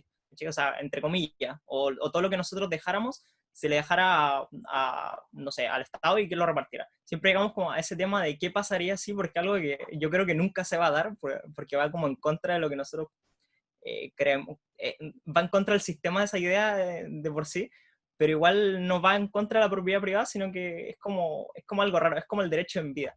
Eso, no sé qué opinan ustedes, yo me acuerdo que llegamos a conversar de eso siempre y era como súper extraño, pero como que se generaba algo bonito también. Así que no sé si alguien tiene una idea sobre eso, dejo el tema abierto. Pero era súper bueno porque yo decía, claro, que si todos pudiéramos tener los recursos para estudiar, para sacar adelante nosotros carreras desde la misma base, tanto económica, que se nos aseguraran los derechos básicos de agua, de comida, etcétera, y que nosotros estudiando, o sea, con nuestro propio esfuerzo pudiéramos llegar a generar recursos y todos los recursos que nosotros generáramos en vida los tuviéramos que gastar en nosotros solamente en esa vida, no se daría tanta acumulación, no se daría tanta desigualdad quizás, entonces como que son temas que igual valdría la pena, no sé, no se puede, o sea, tendríamos que analizarlo mucho más allá, pero es un tema que yo les dejo como idea para que lo conversen, etcétera, porque encuentro que esa idea a mí me parecía súper revolucionaria, o sea, a mí nunca se me había ocurrido cuando me lo contó mi viejo, así como él que leía mucho, es como cuático, o sea, yo lo encontré como revolucionario, no sé qué opinan ustedes, chicos, o sea, ahí concluyo mi palabra.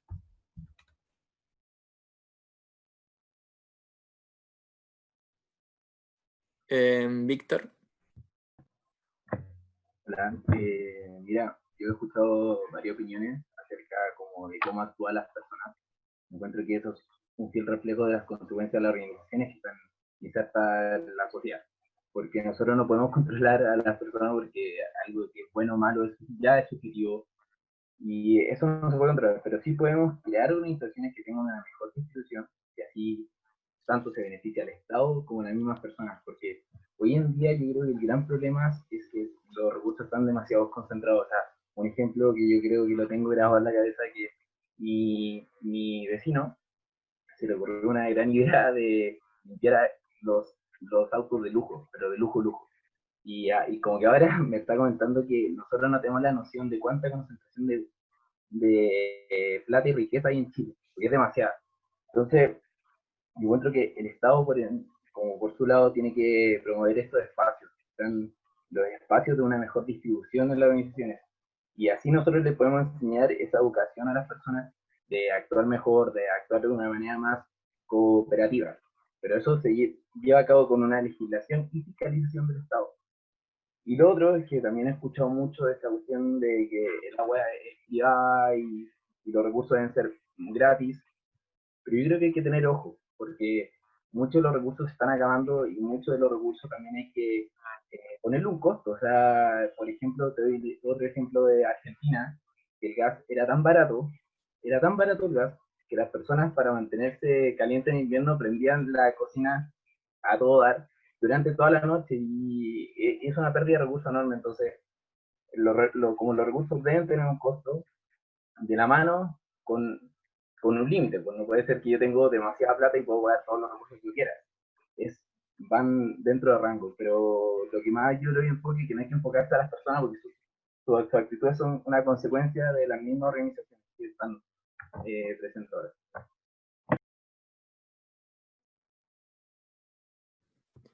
Matías.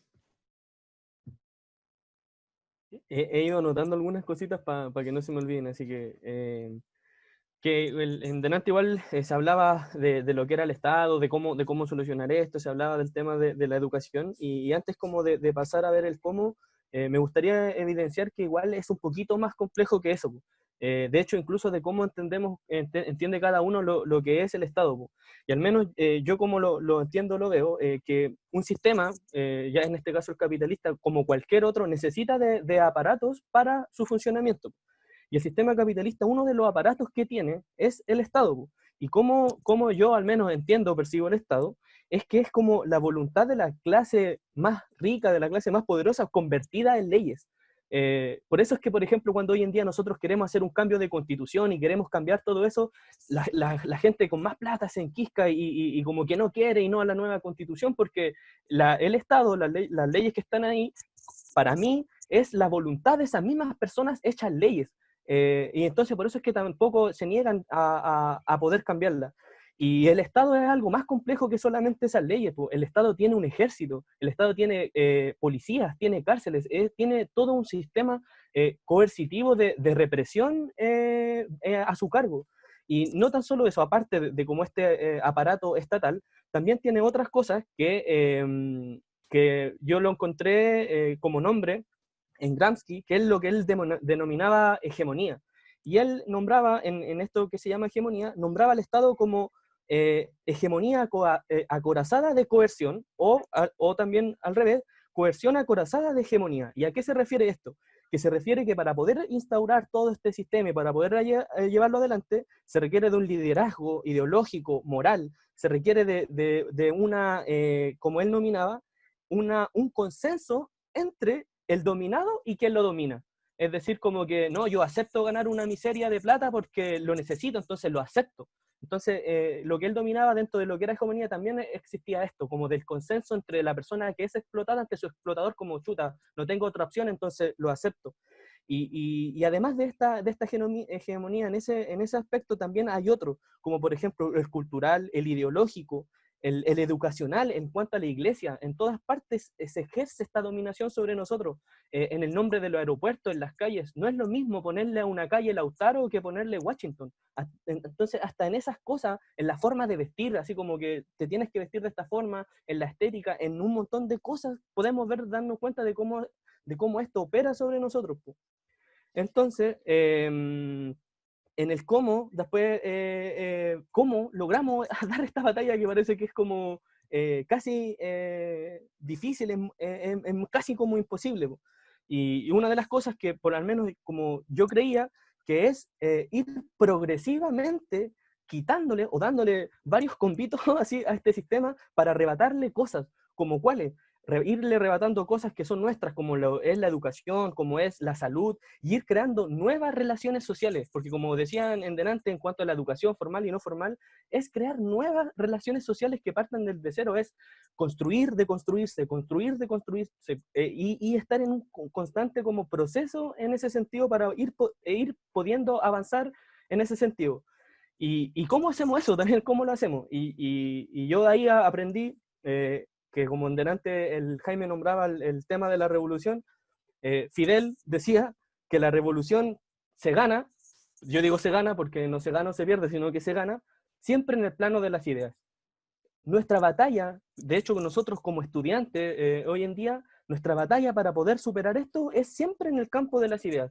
Martí también decía que la batalla fundamental es del pensamiento y que estamos obligados a ganarla ahí. Entonces yo creo personalmente que una de las cosas, como pueden ver, no es algo tan puntual como el Estado o como la educación, sino que como podemos ver es algo totalmente macro que afecta desde nuestra intimidad hasta las cosas coercitivas que hoy en día están sobre nosotros. Entonces, ¿cómo podemos ir ganando esa batalla? A través de las ideas y a través de este mismo espacio donde podamos compartir ideas, donde podamos debatir, donde podamos poner en juicio nuestro propio sentido común. Entonces, para mí, esa es una de las formas de poder superar esto, ganando las batallas de las ideas, y eso se logra ¿cómo? Con participación en los espacios donde se hacen estas pequeñas revoluciones, por así decirlo, porque esto para mí es un terrible avance, el hecho de estar participando aquí, el de poder escuchar otras opiniones, te nutre y te va te hace al menos cuestionar un montón de cosas, po. Entonces yo creo que para mí esas son como las dos cosas fundamentales para salir adelante, que es la participación y la batalla de las ideas.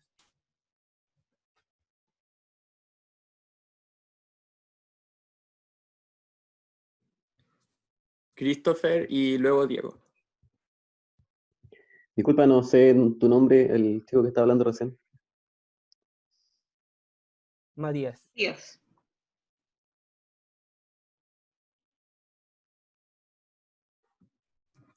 Christopher, activa tu micrófono, te silencié sin querer. Te quería bajar la mano. Ya ahí sí. Ya mira, yo comparto bastante la opinión de Matías. Matías creo que era. Con respecto a estos espacios, por ejemplo, donde se pueden compartir ideas, donde hay múltiples puntos de vista, a veces uno está como cegado en algunas cosas. Entonces, por ejemplo, para el tema de la nueva constitución, que viene, ojalá se llegue a una fecha definitiva, obviamente pasando todo este problema del COVID, pero hay cosas que han ido quedando, o sea, que están ocurriendo en este momento, por ejemplo, y que muchas veces no se le da tanta importancia como la que se necesita. Por ejemplo, a partir del Estado, uno a veces dice, puta, el Estado tiene que resolverme todo, pero uno también es partícipe de ese Estado, porque el Estado lo componemos todos. Entonces, por ejemplo, el tema de la AFP, hay muchas páginas, muchos medios que en este momento están desinformando a la gente. Mira, hay un ministro que es el ministro Navarro. Ese ministro en este momento está liderando una campaña que es para nacionalizar la AFP, pero como un ministro tan poco creíble para la ciudadanía, entonces es muy fácil que no sé, un senador de derecha, por ejemplo, ponga no sé, hay una página en Facebook que se llama Reforma la Reforma, que es una página de desinformación, en la cual se habla de que la nacionalización de la AFP, por ejemplo, es un robo, no sé cómo decirlo, es como quedarte con, que el Estado, o sea, los políticos, que Navarro, por ejemplo, se quiere quedar con tus recursos. Entonces, hay una campaña tremenda de desinformación en este momento en redes sociales. Entonces, bueno, yo creo que, o sea, por eso le agradezco en este momento que es bueno que se aclaren varias cosas igual, pues, en todos los aspectos, en este caso, por ejemplo, que tocan el tema de la política.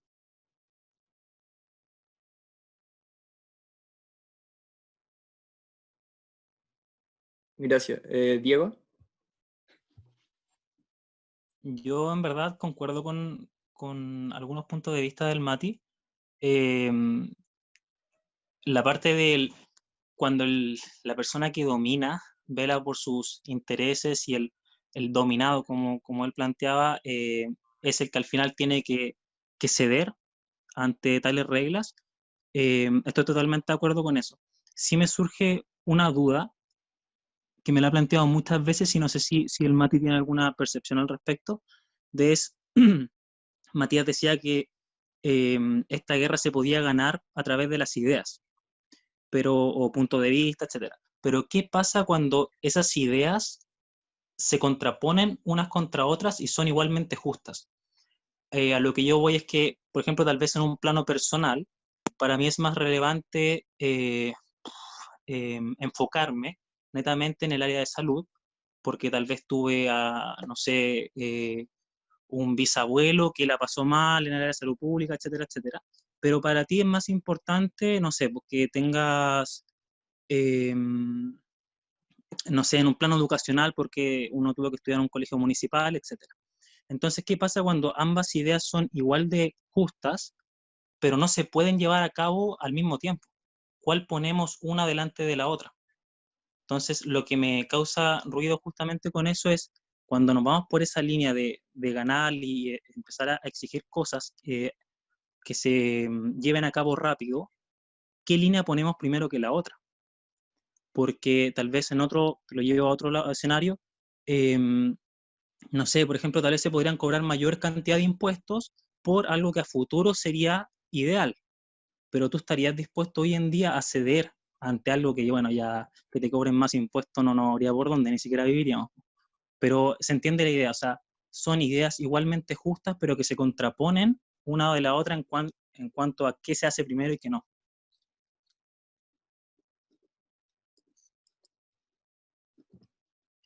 Ya, ahora sigue Augusto, Mario de ahí voy yo porque no puedo levantar la mano. Y ya vayan levantando las manos para que vayamos cerrando. Unos 15, 20 minutos más y cerramos, yo creo. No sé cómo anda Seba, el pero tiempo la profe. ¿puede responder el Mati, que iba justo a hablar? Sí, yo cedo el turno para el Mati para que responda, está bastante interesante eso. Se apuntó directamente. No. Yo creo que yo no soy quien para dar una respuesta así. No soy quien, no valgo nada en ese sentido. Y fue una discusión que con compañeros nos dimos harto durante el estallido social el año pasado, cuando antes de que saliera esta idea de crear una nueva constitución, estuvimos semanas pensando, craneando, ¿qué hacemos? ¿Qué pedimos primero? ¿AFP, salud? ¿Qué? Y de verdad que nos martirizamos caleta y al final llegamos a la respuesta que nosotros no tenemos esa capacidad de decir, yo no le puedo decir, ¿sabes qué? La educación es más importante, porque resulta que hay gente que no tiene casas, ¿cachai?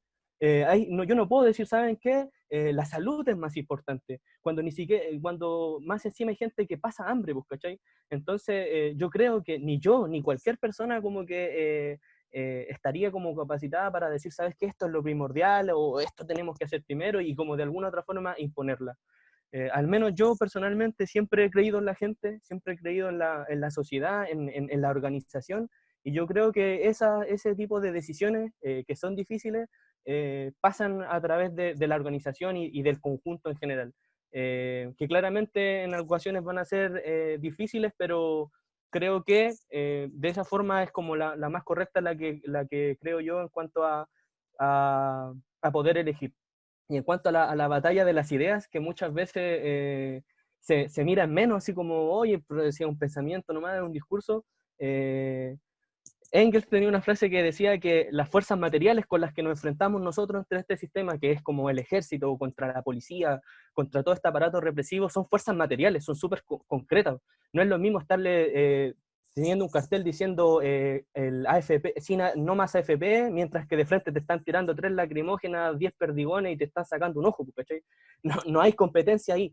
Pero él decía que en los pensamientos, las ideas, cuando logramos llegar a la gente, cuando a la gente le logra hacer sentido, esa fuerza se convierte en una fuerza material en la gente, en las masas. Y nosotros pudimos ver hoy en día, el año pasado, que eso pasó en Chile. Cuando logramos, la gente logró ver que pasaban ciertas cosas, que era la forma de luchar, pudimos ver que nada nos pudo parar en ese lapso de tiempo, ¿cachai?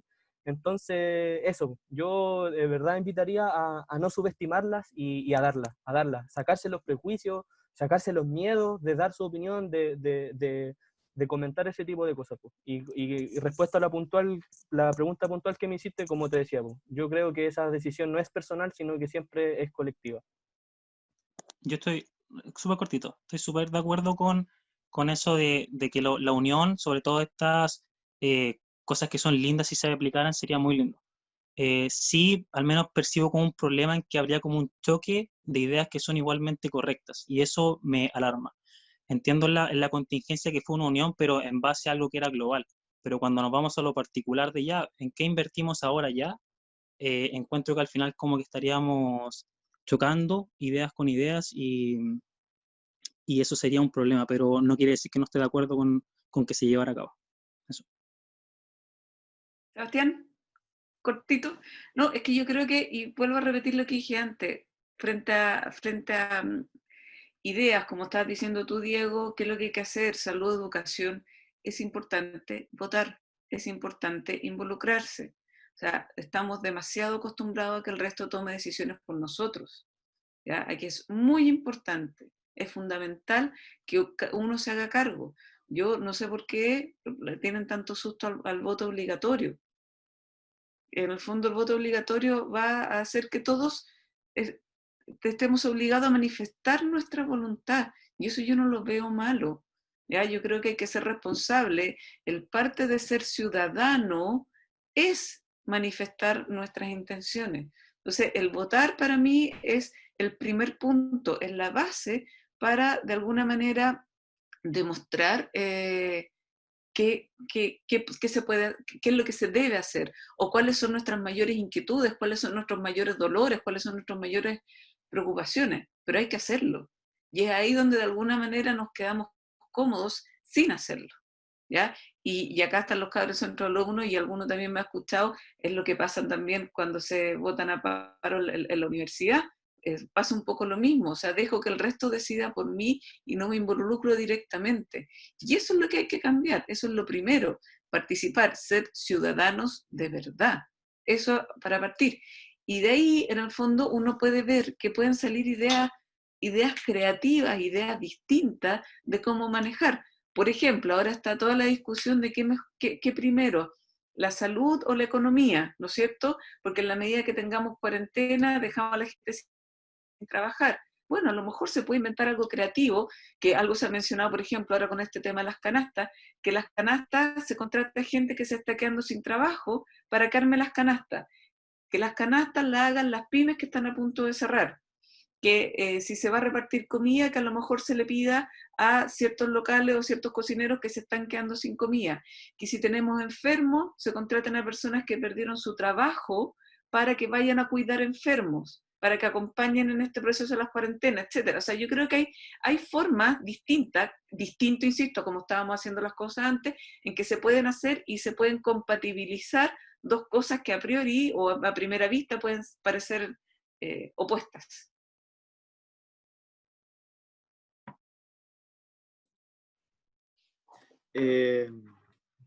Bueno, igual yo quería hablar algo súper parecido con lo que dijo la profe, que es como la idea que estamos teniendo, bajarle un poco a lo que está pasando ahora, a cómo estamos actuando ahora, a cuán cómodos estamos, porque es súper fácil estar en nuestras casas, solamente estando, solamente lo estamos normalizando, por decir así, pero me gustaría saber qué estamos haciendo nosotros para poder ayudar o beneficiar al que está al lado mío. No solamente ve en el tema de quedarse en la casa, ¿no? Sino que qué estamos haciendo a través de las capacidades que tenemos, de nuestras herramientas. Y también hacer la pregunta como estudiantes, ¿qué estamos haciendo nosotros como estudiantes y qué estamos haciendo nosotros como universidad? También hacernos un cuestionamiento de cómo la universidad se está comportando frente a esta catástrofe. Igual me gustó, por lo menos, cómo se dio bastante en el hecho del estallido social, que igual tuvimos como departamento un eje súper fuerte, ¿cachai? Pero ahora siento que se quitó como esa banderita que tenía la U, que era del apoyo a nuestros estudiantes, o sea, personalmente, no, tampoco he investigado mucho, pero ahora como con todo esto, con la conversación que estamos teniendo, como que cómo se refleja la U con los profesores.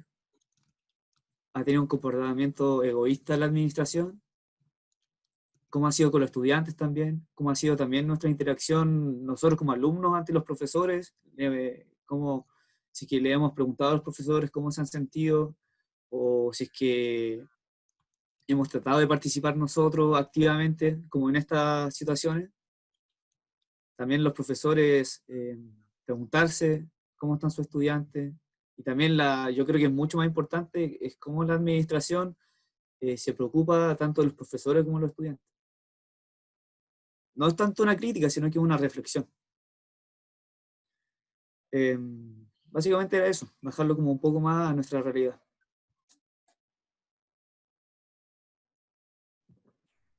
Gracias, Augusto. Mario, que creo que es la Sofía, en verdad. Sí, soy yo. O sea, era para Diego, en verdad es como más de lo mismo, de lo que dijo la profe, de lo que dijo el Mati, de que al final igual, si bien uno tiene como sus prioridades personales, sí están sesgadas por las vivencias propias, pero que lo más importante va a ser la democracia, pues, y eso igual se expresa a través del voto, de qué quiere la mayoría, y eso va a ser como la prioridad real, creo yo. Y de hecho por eso se hizo la consulta ciudadana el año pasado, a fines de año, pues para entender qué es lo que realmente la compleja a la mayoría de la gente como principal. Que al final esa, pienso yo, como para responderla, digo que esa sería como una vía más óptima, pues escuchar qué quiere la mayoría, no necesariamente qué piensa un dirigente, si al final el dirigente está ahí o debiese estar ahí para representar a la mayoría. Y también rescato mucho lo que dice la profe de la importancia de votar. Eso no era. Gracias. Ya, gracias, Sofía. Antes, Christopher, voy a acotar un par de cositas como que me llamaron harto la atención en la discusión. Como, primero, que estoy súper de acuerdo con lo que plantean Mati, de que esta primera batalla que se da es la batalla de las ideas, de ese campo hay que partir. Y esta participación que señalaba la profe, que si no nos hacemos parte de estas discusiones, nunca vamos a avanzar y nunca vamos a generar esos cambios en esa educación informal. Y verlo desde una cuestión tan básica como nuestra orgánica estudiantil, qué tanto participamos y si somos agentes activos o activas, o somos simplemente freeriders, como lo hemos visto en clase, de que dejamos que otros decían por nosotros y nosotras. Sin embargo, esa participación, igual nosotros y nosotras somos seres privilegiados en esta sociedad, que hemos tenido el acceso a una buena educación, que estamos en la universidad. Sin embargo, hay mucha gente que no puede tener esa oportunidad de ese acceso a la educación. Y creo que también se da por una cuestión de clase. Al fin y al cabo, esa hegemonía que decía el Mati se reproduce en muchos ámbitos, y uno de ellos es como la educación a la que tenemos, y qué tanto tiempo le podemos dedicar a aprender a otras cosas también. Y que estas fábricas, como el sistema, estas industrias, se han elevado a un nivel tan grande que ya abarcan toda nuestra ciudad, y estamos encerrados en ese sistema de reproducción, en ese sistema de alineación, como otro concepto que plantea Marx, que igual es interesante. Toda nuestra vida está englobada en ese sistema capital y neoliberal actualmente. Otra cosa que señalar es que lo que decía Mati, de que las clases dominantes al final deciden las leyes que se plasman en el Estado, y también han tratado de involucrarse en la economía de esa forma, como lo plantea Max Neff, que fue un economista chileno que falleció el año pasado. Fue de hecho candidato a rector de esta universidad y candidato a presidente de la República en su momento, en los 90, en un libro que tiene muy interesante que se llama La economía desenmascarada, que lo escribe junto a Philip Smith, que es un físico. Ambos empiezan a ver como los gajes que tiene la economía, y allí sacan muchas reflexiones, y entre ellas sacan de que en su base los economistas clásicos apuntaban a defender el statu quo de la clase dominante, crear leyes para poder defender ese statu quo, y cómo materializar esas voluntades en la economía, que también se presenta en el Estado, como nuestra constitución actual, de hecho. Otro punto que tenía anotado es lo que preguntaba el Diego, cómo tendríamos que definir, y al final igual como concuerdo totalmente con las palabras que se han dado, que no somos quienes para definir, pero sí en nuestro conjunto como sociedad tenemos que definirlo. Tenemos que dejar que la democracia defina, y de hecho estamos a las puertas, ojalá que en octubre podamos votar por un proceso constituyente único en nuestra sociedad, en nuestra historia como país. Nunca se había dado la expresión de que como ciudadanos y ciudadanas podamos votar por crear una nueva constitución, y eso es clave. Y en cuanto al voto obligatorio, yo creo que también ahí entra una cuestión de clase, de que no es que puedan ser irresponsables o no, sino que tienen o no tienen el acceso a la información suficiente o no. Y eso se da por un sesgo de clase claramente. Y creo que es una solución a corto plazo. Sin embargo, a largo plazo tenemos que cuestionarnos, y a largo plazo lo que tenemos que cambiar es no hacer un voto obligatorio, sino que cómo buscar que la gente participe activamente e informada en los procesos políticos. Así que eso quería como hacer ese cierre y plantear esas cosas. Creo que Christopher había levantado la mano. Sí. Lo que pasa es que yo pienso, por ejemplo, que acá en Latinoamérica, en los países, en general, los gobiernos no presentan una empatía gubernamental. O sea, no se ponen en el lugar de las personas, no. Hay una diferencia tremenda de realidades. Entonces, muchos de los políticos, por ejemplo, que están arriba, y en realidad lo digo en general, o sea, esto se puede ver a gran escala como tanto el gobierno del país como el mismo gobierno de la universidad.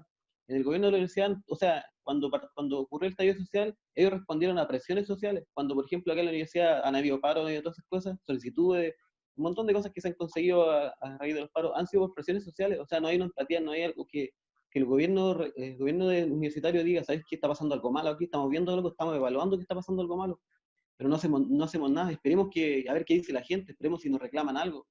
Entonces, es bueno esto que se vaya tocando esos temas, que se vayan ordenando, porque imagina que el mismo presidente de Chile, cuando toma decisión a veces dice, a veces hay que hacer lo que la gente no quiere en beneficio del gobierno. Entonces, ¿cómo lideran a la mayoría si están haciendo lo que la mayoría no quieren, precisamente?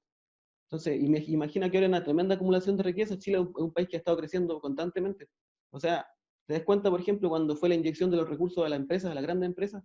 que fueron, por ejemplo, 700.000 empresas dependen del Banco de Estado. Esas empresas fueron beneficiadas directamente. Pero ¿qué pasa con esos recursos, con la gente en general?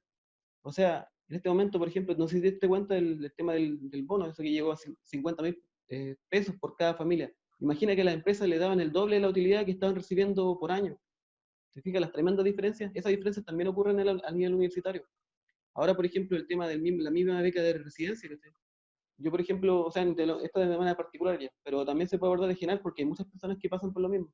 Yo, por ejemplo, sigo acá viviendo cerca de la universidad porque en realidad ya no tengo ya mis papás se separaron, ¿cachai? Me fui a la casa y quedé así, ¿cachai? Y me puse a trabajar y a estudiar. Entonces, esas mismas becas, por ejemplo, que entrega la universidad ahora sin ningún criterio las cortó, ¿cachai? Entonces, todas esas cosas así esos criterios que debe tener un ente gubernamental, un criterio de empatía, no los tienen, ¿cachai? Entonces, como ahora uno no puede responder como con presión social, pasan máquinas.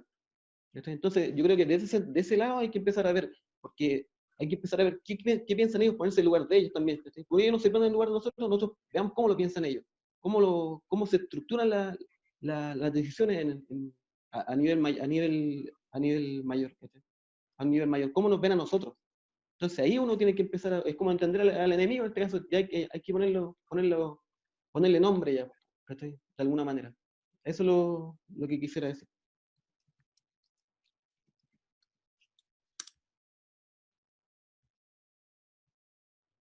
Matías, y no sé si hay alguna otra palabra, sino para ir cerrando, la última palabra del Mati y damos al cierre.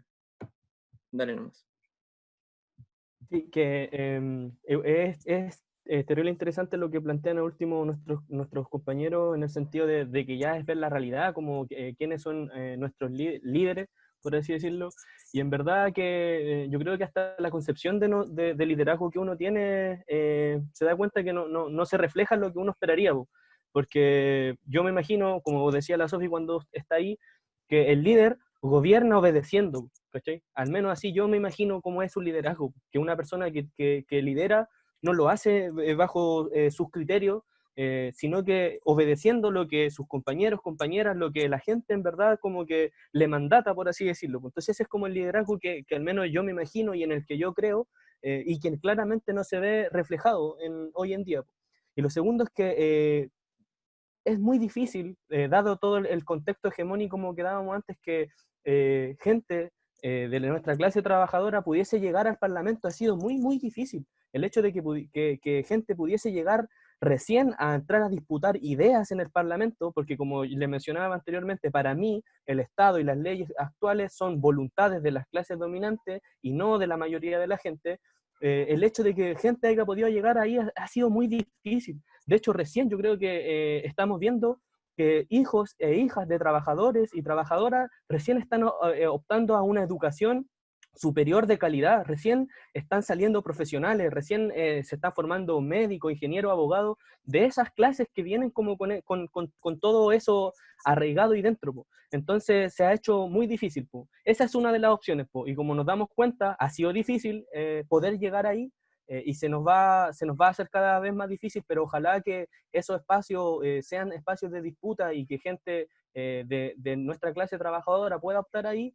Y la otra es la otra opción, que es la que vivimos en Chile, que es la que denominaba Lenin como la fuerza organizada de la clase trabajadora, y la que yo denomino la fuerza organizada de nuestro pueblo, es la otra forma de poder ir haciendo estos cambios.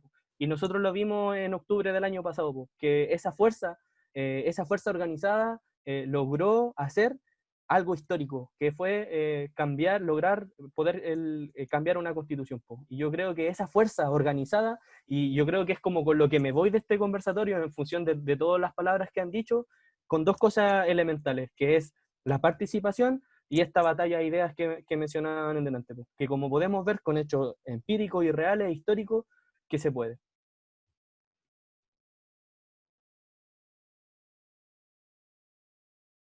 Ya.